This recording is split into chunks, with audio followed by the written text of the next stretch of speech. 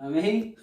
Vamos ao tópico 2, complemento da lição O Novo Homem em Jesus Cristo.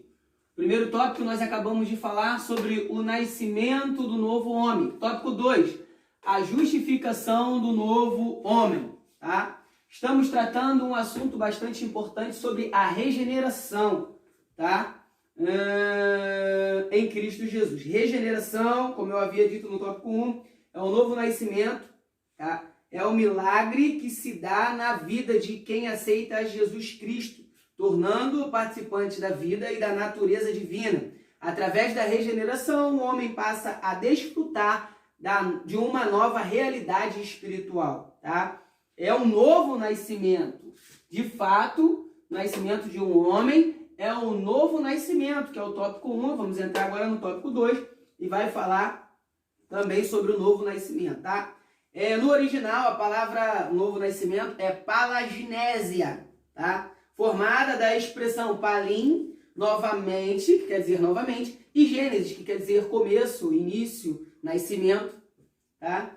Significa, portanto, novo nascimento. Começo de novo nascimento de Gênesis, tá? Eurico Berges, um grande dicionarista e teólogo, ele diz que regeneração é ser gerado novamente. A regeneração ou novo nascimento significa o ato sobrenatural em que o homem é gerado por Deus. Bases bíblicas para não soar como heresia, tá? Para não soar como heresia, porque um texto sem contexto é pretexto para heresia. Então vamos à base bíblica. 1 João, capítulo 5, versículo 18.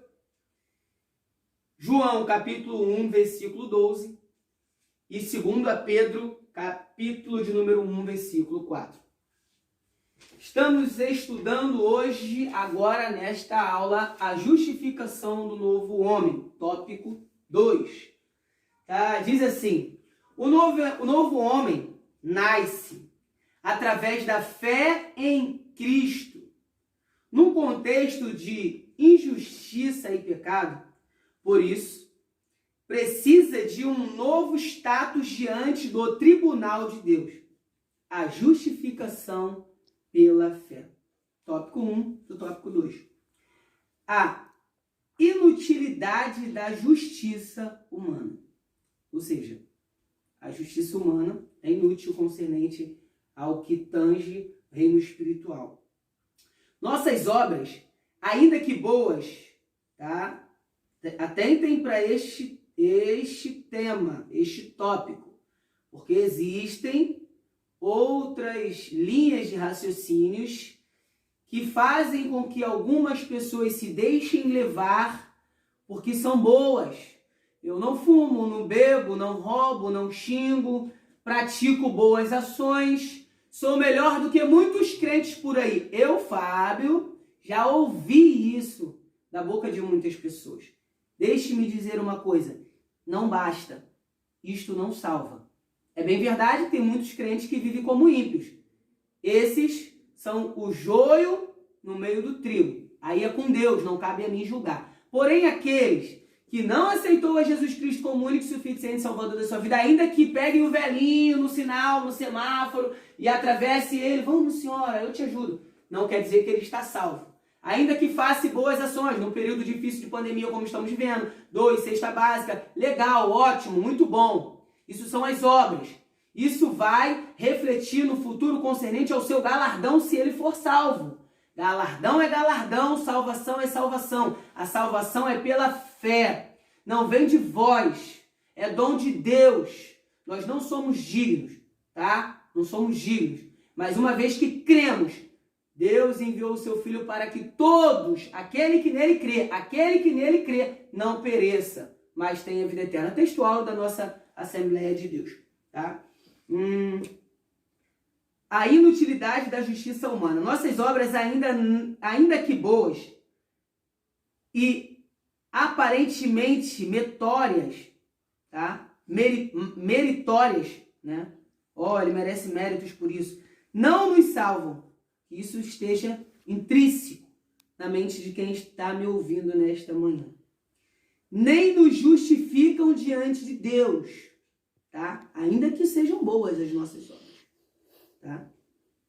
Efésios capítulo 2, versículo 8 e 9. Se alguém tem alguma dúvida quanto a isso, tá?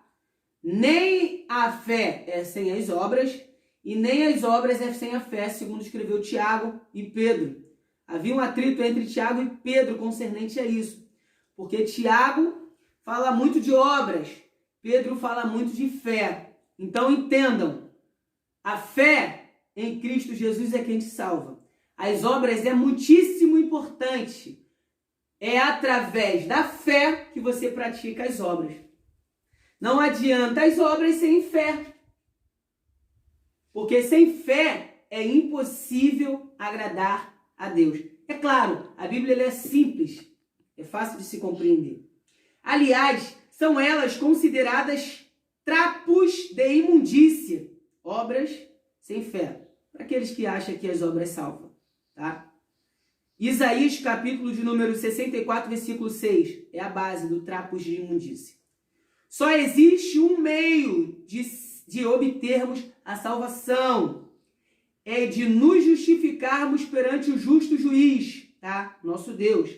A fé nos méritos perfeitíssimos de Jesus Cristo. Jesus disse: eu sou o caminho, eu sou a verdade e eu sou a vida, tá? A Bíblia diz, Jesus disse, que somente através dele nós chegaríamos a Deus. Logo, somente pela fé em Cristo Jesus, nós temos o direito de sermos salvos e morar nas mansões celestiais. Não é só pelas obras, tá? Só por Cristo Jesus. Negou a Cristo, não tem direito à salvação, ainda que suas obras sejam boas. Base bíblica, Romanos capítulo 5, versículo 1. A partir desse processo, o novo homem, tá? O novo homem, a partir desse processo, o novo homem passa a ter um novo status jurídico perante Deus, que é o justo juiz. Jesus hoje, ele faz o papel de nosso advogado, nosso intercessor. Ele está lá como nosso mediador entre Deus e os homens. Ele é quem julga a nossa causa. Deus permanece sendo um justo juiz. E é através da fé em Cristo Jesus que nós nos tornamos diante de Deus. A partir desse processo, o novo homem passa a ter um novo status. Nós somos vistos diferente diante de Deus, juridicamente, tá? Perante Deus. Romanos, capítulo 5, versículo 9. Tópico 2 do tópico 2.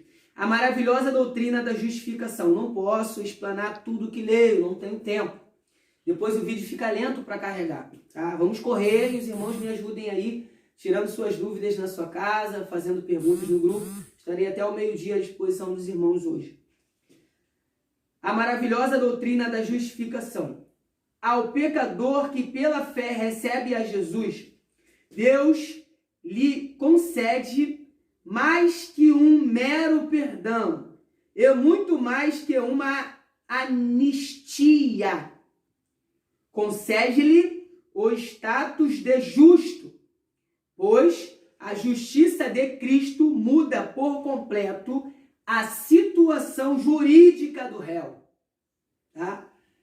Quem entende o mínimo de direito, quem já participou de uma questão judicial, né, onde esteve diante de um juiz, esteve diante das pessoas que são as testemunhas, esteve diante dos acusadores, esteve diante do seu advogado, entende bem do que eu estou falando. Estou falando de um juiz, que é Deus, estou falando de um réu, que somos nós, estou falando de um advogado, que é Jesus, no caso, nos advoga, acaba nos tornando justificados, porque maior é o que está conosco do que o que estão com eles, dos acusadores, que são os demônios, o próprio Satanás está para nos acusar. A Bíblia vai falar que ele veio para matar, roubar e destruir. Ele é o pai da mentira, o acusador. Enfim, tem muitos títulos para ele. E os nossos advogados, anjos que estão a nos guardar, nos proteger. A Bíblia vai dizer no livro de Pedro, né? Sede sóbrio, vigiai, porque o diabo, vosso adversário, anda bramando como leão ao nosso derredor, bramando como leão, buscando a quem possa tragar. Mas a Bíblia vai dizer que maior é o que está conosco do que o que estão com eles. A Bíblia vai dizer que os anjos do Senhor acampam ao redor, tá? A Bíblia vai dizer em Pedro que o diabo, nosso adversário, anda ao derredor. Derredor é em distância, mas observando. Redor é próximo e guardando. Então nós estamos sendo guardados constantemente pelos anjos de Deus, né? Então nós estamos respaldados, protegidos debaixo das santas e poderosas mãos de Deus, desde que vivamos a palavra de Deus. Por isso estou aqui te ajudando a vivenciar na sua vida a regeneração em Cristo Jesus, o novo homem em Jesus Cristo, o nascimento do novo homem, a justificação do novo homem. Também vamos falar sobre a santificação do novo homem. O homem consegue ser santo? Não, mas santificado. Santo 100%, num grau de santidade completamente só quando ele estiver com Cristo na glória. Enquanto ele estiver neste mundo de uma natureza pecaminosa vindo adâmica, tá? De Adão, ele foi gerado, ele já tem intrínseco no homem a natureza pecaminosa, tem a tendência ao pecado, ele vai se desviando do mal, se corrigindo, se policiando até o dia em que Jesus vir arrebatar a sua igreja ou a coronavírus pegar e ele ir para Cristo, né? Enfim, morreu, só segue-se o juízo, né? Só há céu e inferno, né? A Bíblia vai dizer que para o homem está ordenado morrer uma só vez, e após isso segue-se o juízo. Já mata também aí outros pensamentos que diz que o morto volta para falar, já quebra essa possibilidade também. Livro de 1 Coríntios, capítulo 6, versículo 11. Este é completamente perdoado e seus pecados inteiramente apagados. Base bíblica. Hebreus, capítulo 10, versículo 17. Irmãos, não deixem de ler. O meu tempo é curto. Tenho 3 Bíblias em cima da minha mesa, mas não posso ler. Não vai dar para ler. Não tem tempo, impossível. Amém? Os irmãos leiam na sua casa. O novo homem é justo. Esse é o tópico 3 do tópico 2. O meu canal no YouTube, ele está em teste, está em análise, está sendo testado hoje. Então eu estou tentando aperfeiçoar isso para enviar para os irmãos. O objetivo é os irmãos, não estou com o objetivo de colocar isso para todos verem. Eu até tenho que ir lá ver público, particular, para ver se eu mando só para os irmãos, só para o grupo dos irmãos. Amém? Tópico 3 do tópico 2. O novo homem é justo a partir de sua conversão. O pecado passa a ser visto por Deus como se jamais tivesse cometido qualquer injustiça. De agora em diante, é um justo aos olhos de Deus. 1 João, livro de 1 João, capítulo 3, versículo 7. Haja vista que o que houve com o ladrão que na cruz creu no sacrifício de Jesus Cristo. Lucas, capítulo de número 23, versículo 23 ao 43. Rapidamente vamos falar um pouquinho, para fechar essa aula, a respeito do ladrão na cruz. Veja que estava Cristo no meio, um ladrão à sua direita e um ladrão à sua esquerda. Tá? Um dos ladrões, me falha a memória se o da direita ou da esquerda, eu acredito que o da direita, ele começa a questionar: tu não és o Jesus, o Cristo? Se tu és o rei dos judeus, salva-te a ti mesmo e salva também a nós.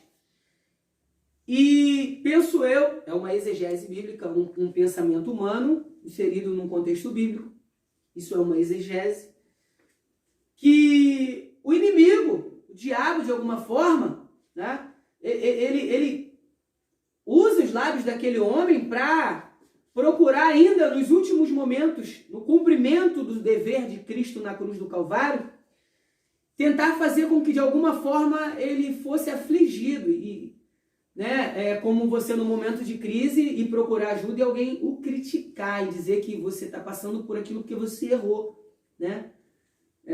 E Jesus ali, calmo, sereno, como sempre, observando o que era dito. Logo, o outro ladrão, de outra forma, por sua vez, ele grita para o ladrão do outro lado, dizendo que eles estavam ali porque mereciam. Eles estavam pagando por um erro que eles haviam cometido. E ele atenta para Jesus e fala da seguinte forma: lembra-te de mim quando entrares no teu reino. E ele chama Jesus de Senhor. Ele diz: Senhor, lembra-te de mim quando entrares no teu reino.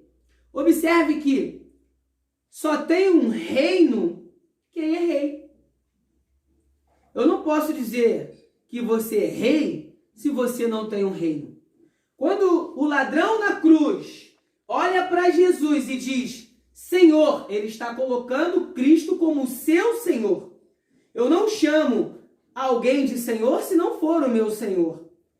Eu não chamo alguém de rei se ele não for rei. Então, quando ele diz Senhor, ele está dizendo para Jesus, a partir deste momento, tu és o meu Senhor. Quando ele diz, lembra-te de mim quando entrares no teu reino, ele está dizendo assim, eu sei que tu és rei e tu tens um reino. Por isso, quando entrares no teu reino, lembre-te de mim. Logo, eu entendo, ao ler e meditar neste simples versículo, que aquele ladrão na cruz estava reconhecendo Jesus, aceitando Jesus naquele momento. Estava se despindo de um velho homem e dizendo, eu quero ser uma nova criatura.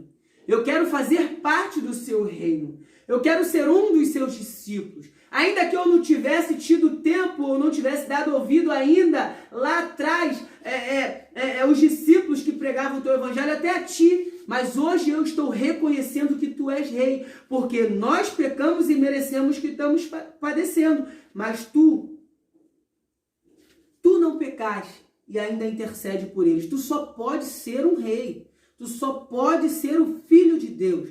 Tu só pode ser o meu Senhor, ter um reino. E ali ele reconheceu. E Jesus retruca dizendo, ainda hoje estarás comigo no paraíso. Logo entendo, com este fechamento do tópico 2, que para ser salvo, basta crer em Cristo Jesus. Mas uma vez que se crê, vem uma série de mudanças, transformações, aí a regeneração que te leva a sentir dentro de si o desejo de participar do memorial que é a Santa Ceia de Cristo. Logo, para que você se assente à mesa e participe do corpo de Cristo, que é um memorial, uma lembrança, você traz à memória o sofrimento de Cristo na cruz do Calvário, que é a Santa Ceia. Existe a necessidade de descer as águas, é um ato de fé diante de Deus e dos homens, diante da sua igreja, diante do seu pastor. Você está aceitando os costumes da sua igreja, as doutrinas, lembrando que doutrina é doutrina e costume é costume, tá?